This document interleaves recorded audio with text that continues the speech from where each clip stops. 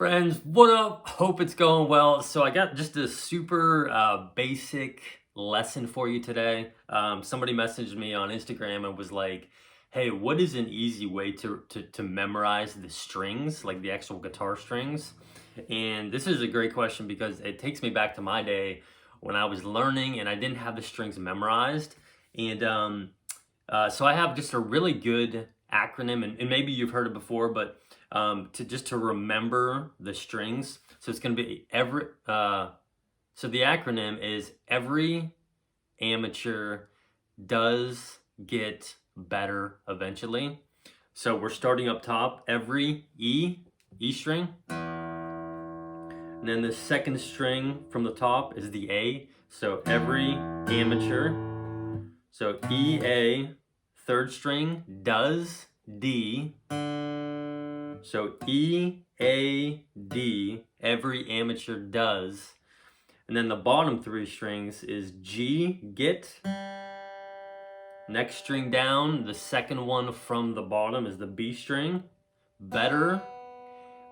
And then you have the high E string, the last string on the very bottom, eventually. So that's E. So you have two E strings. You have a low E string, the top one, the chubby one, and then you have a high E string, the very lowest one on the bottom. So every amateur does get better eventually. So E, A, D, G, B, E. Super simple. And this is I remember when I just joined the worship team at my church, and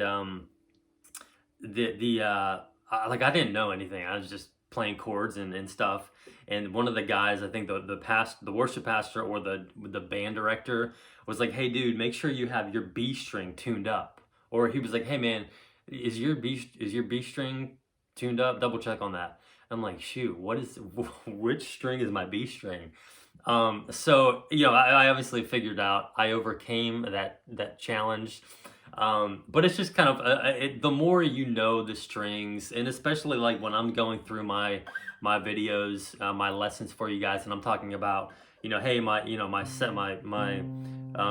pointer finger is on the D string, middle finger's on the A string, or if I'm showing you the finger picking stuff, a lot of times I'll say, your pointer finger is on the G string, middle finger is on the B string, you use your ring finger on the high E string. So again, it'll just kind of make things make a little bit more sense when you are, tuning your guitar, just learning different things. So there it is. Every amateur does get better eventually. Hope that helps you guys out, and I'll talk to you in the next one.